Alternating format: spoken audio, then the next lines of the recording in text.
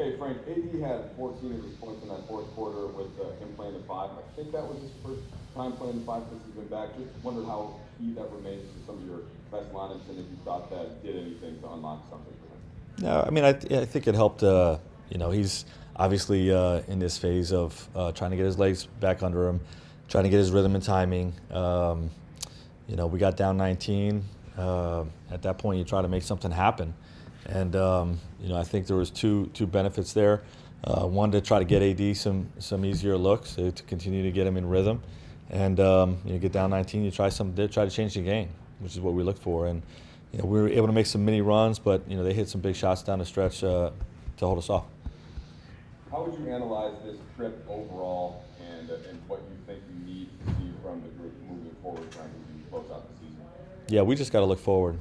We got 6 out of our next 8 at home, 7 if you count the Clippers game.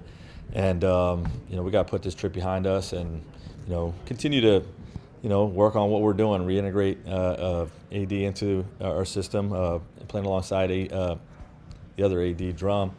And, just put this trip behind us. Okay, we'll start off with David Emmett, please. Right, I don't think it's like, obviously the offense has struggled more than the defense in this stretch as you're trying to reintegrate these new pieces. What can you do to get up to speed, and what do you attribute some of the droughts on the offensive end tonight to? Yeah, we just got in a funk in that second quarter and into the third, and we'll look at the tape and figure out, where we went wrong, but we definitely had some droughts that, put us at a deficit and probably cost us the game. So, just honor our work, continue to look at, the ways these pieces are fitting together, and do better next time. Brian Turner, please. How you doing, Frank? Good, BT. Are you seeing the progress you want to see with the new people you have, with Andre Drummond being there and McLemore being there? Is the progress going a little bit slower, or is it going at the right speed you thought it would go? Well, we lost 3 of the last 4, so, obviously you want it to happen right away and go 4-0 on this trip. That didn't happen. But, those guys are, they're integrating fine, and, we'll continue to grow each game. Okay, we'll go with, LeBron, please. Hey Frank, Kuz had a season high 8 assists, and I think over his last few games has been kind of above 3 and above. What have you seen from him playmaking wise? His connection with both ADs? Yeah, he's been great. Kuz's been great all year. Just the positivity that it brings to our team. Doing whatever the team needs for us to get W's, and staying aggressive and making the right reads. That's the biggest thing with him. We know we can score, but we want him to make the right basketball play each time down. And sometimes that's going to be getting to the basket, shooting, catch, and shoot threes. Sometimes, if help comes, he's going to make the right play. You saw that with the 8 assists. So very pleased with how he's playing. Okay, Kyle Boone, please. Frank, I know that AD has talked about what he thinks, LeBron will kind of unlock with Andre when he comes back to lineup, and I think you have, unless I'm mistaken, as well. I'm wondering, do you think that the Drummond-Davis lineup can work without LeBron in the interim? Of course, absolutely. We got 2 of the best bigs in the game. AD.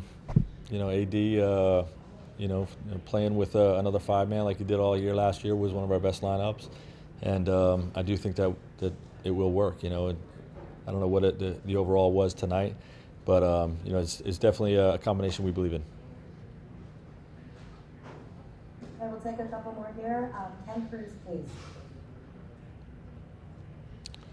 Hey, Coach. So the Wizards came in hot. They came in with a sense of urgency, and it showed throughout the game. There's about 10 games left, for both teams, including the Lakers. How do you get to match that level of intensity, when you burst all the rest of the team for the final 10 games? We try to win every game, and that's the mindset going down the stretch. Compete to win every time we touch the floor. Continue to work on building the chemistry that's going to be necessary for us to win in the playoffs. and that won't be any different during these final 10 games. Okay, and we'll wrap with Corey Harrison, please. Corey Harrison for the Advanced Sports Podcast. Hey, Coach, how you doing? Good, Corey. So, despite the record, this team still managed to maintain a high level of defense win.